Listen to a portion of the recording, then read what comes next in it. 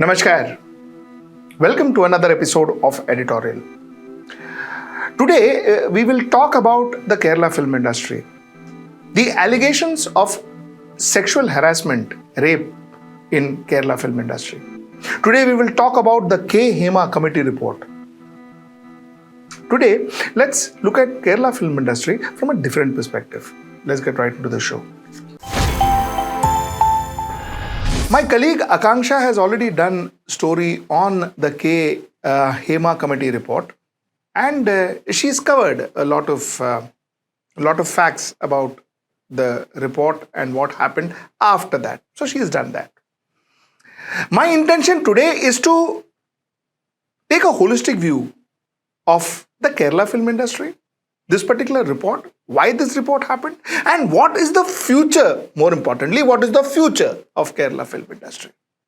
This is what we will discuss today.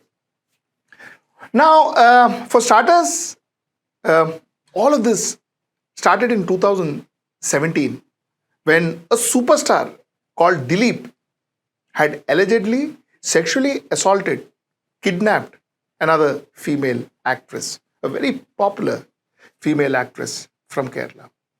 It all started then. And at that point in time, in 2017 itself, a group of 14 women had gone and met Pinarayi Vijayan, who was then the chief minister and is the chief minister now too. They had gone and met the chief minister and said, listen, hello, this is what's happening in Kerala film industry. You need to do something about it. Post that, in the same year, this organization called WCC, Women in Cinema Collective, started. So one thing which I'm actually very proud of is the fact that it's not just women going and complaining. These women got together and did something about the sexual harassment, sexual assault, sexual kidnapping, and what's happening to them in the industry. They did something about it. WCC was a very, very potent step that these women took. Now, when WCC happened, a lot of women started talking about the way they were treated in the industry, the way they were harassed, they couldn't speak, there were bad working conditions, so on and so forth. A lot of women came and started talking about it. And in the end of 2017, after the chief minister was spoken to and WCC was formed, the chief minister set up a committee called the Hema Committee. Justice Hema was a former judge, and under her chairmanship, under her leadership, the Hema Committee was set up. This Hema Committee deep dived into the different allegations made by women, deep dive into the working conditions of women in Kerala film industry, spoke to several women, and finally came out with a 5,000-page report.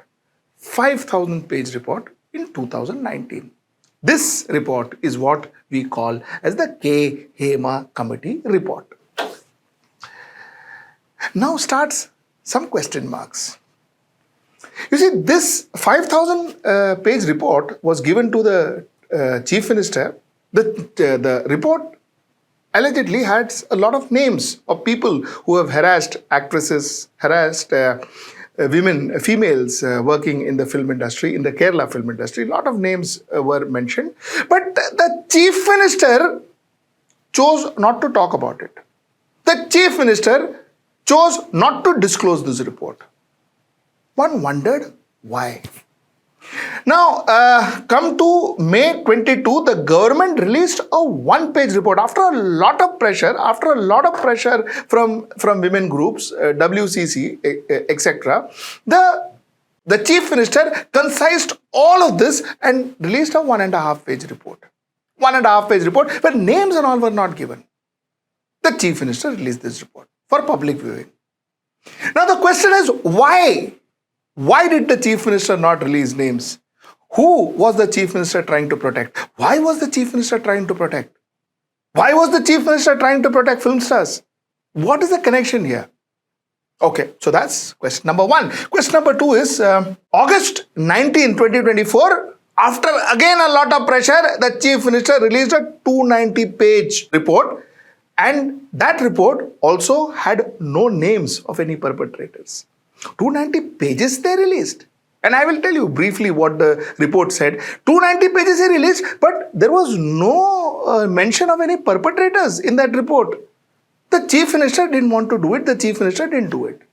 The government, it was as if, to my mind as a layperson, it was as if the government was trying to protect the perpetrators.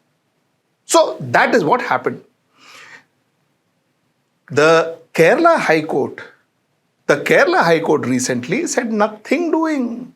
Nothing doing. The Kerala High Court says you put that 5,000 page report in a sealed envelope and give it to us. While sealed envelope culture baffles me. Sealed envelope culture is something that, I still couldn't understand. But then, it happens in our judiciary system. So, sealed envelope was asked. 5,000 pages in a sealed envelope was given to the High Court. And post which, media picked it up and it became a massive issue. Now, before I get into details, let's understand what exactly were mentioned in the report. Briefly, the report spoke about sexual abuse. The report spoke about casting couch. The report spoke about safety of women in the film sets and how unsafe women were in the film sets in Kerala. The report spoke about criminal influence in the film industry, in the Kerala film industry. The report spoke about fear of consequences. If you say something about a big star, or you say something about a star, or an actress goes and talks something about her, if she was sexually abused or whatever, she reports it, the consequences people feared. So fear of consequences and cyber threat and online harassment that also happened to these women. And of course, it also spoke about inadequate facilities where they said they didn't even have a loo in certain sets. And of course, inhuman working conditions, so on and so forth. This is what the report was all about. So the report was very consolidated. In fact, the report said that the working environment for actresses, female actresses in Kerala film industry was absolutely in a inhuman state. It was unbearable state. That's what the report said, sum and substance. Now, like I told you, for my conclusion, let us look this entire episode, this entire issue, this entire industry from a bird's eye view. See, first and foremost is kudos to the Malayalam film industry, and especially the actresses, the females in Malayalam film industry. You see, they faced a problem and they took the problem to the next level, and they are pushing it towards a conclusion. They are forcing a reform in the Malayalam film industry. Fabulous. Creation of WCC, that is Women in Cinema Collective. What a fantastic step. Proud. This talks volumes about the progressive nature of Kerala, women in Kerala, and the film industry in Kerala. So that's number one. Number two is, I still wonder, why was the Chief Minister reluctant to put up the report in front of the people? Why was he reluctant? Even after he was forced by a lot of these women, even after he was forced to put up that report, that 290 pages or 250 pages report, he had held back the name of the perpetrators. Why? What was he? Who was he shielding? Now, what has happened is, after the report is exposed and after a lot of these women started talking to the media, you have very senior artists and also member MLA in communist government, that is Mukesh. His name appeared and the police have booked a case against him. Siddiq, his name appeared. Police have booked cases against him. God knows how many more names would come out. But the idea was, and what I'm surprised about is, why was the Chief Minister hiding these names? Why was the Chief Minister not exposing these names? What is the reason behind that? That's point number two. Point number three. You see, like I spoke to you about India and businesses, where I said that as a government and as Prime Minister, you should not be promoting just one or two groups, because that will form monopoly, and that monopoly will start controlling the country. I say the same thing about Kerala film industry. I say the same thing about Kerala film industry, and I will tell you what I mean by that. You see, Kerala film industry is controlled by two people. One gentleman is called Mohanlal and another gentleman is called Mammootty. These two people on your screen controls the entire film industry. They are hero worshipped. They are hero worshipped. Whatever the reason is, they are hero worshipped.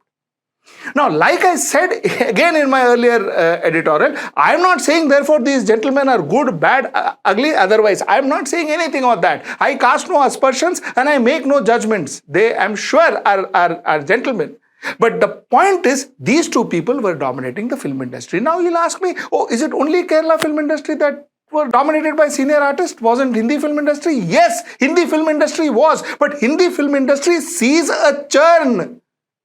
There was a point when Amitabh Bachchan used to dominate the industry. Today, Amitabh Bachchan doesn't. Somebody else does. So, Hindi film industry and most of the other film industry sees a churn. But here, for a long time, these two gentlemen have been active and dominating the industry. Number one. Number two, there's a difference. There's a difference. In Hindi film industries, association, quasi-political groups, these kind of groups are not dominated by senior artists or superstars or whatever. They may have an influence, but they are not dominated. Here, if you see, Amma, the chairman of Amma till recently was Mohanlal. If you see others, they have a couple of KFCC, various committees. All of this are either headed by these two people or their cronies. Cronies would only listen to them. At least that is what the perception is. So this entire industry, therefore, politically and organizationally controlled by these people, which you don't see much in Bollywood, which you don't see much in Hindi film industry or any other film industry. So the point is, there is an absolute control of this industry. So what happens when two people control the industry? When two people control the industry takes a lot of time to grow. The progress of the industry is dampened. Creative progress is not what I mean. What I mean is the progress as an industry, because it is not an industry. It is a proprietorship company run by two people, run by two partners. So the difference between a proprietorship company and a full-fledged industry, this is how you can visualize the difference. This is what I'm trying to say. This particular industry is run by two people, whereas all the other film industry, there are various bodies, various organizations, and various people running it. So the biggest issue that one sees with the Malayalam film industry is this fascination or hero worship of these two gentlemen. While again I say, I am not therefore saying that these people are good, bad or ugly. I have no judgment to pass on them. But the point is, no industry or no country is good when it is controlled by one or two people. That setup itself is faulty. And that fault lines are what you are seeing in all of this. And this fault lines will continue till such time that this industry is dominated by two people. So this is what I wanted to conclude with, and this is my point of view. Till I see you next time, that's tomorrow at 10 p.m. Namaskar. Stay ahead with our cutting-edge news app. Instantly access the latest shorts in just 1 minute and breaking news in just 50 words. Download now for a smarter, faster news experience.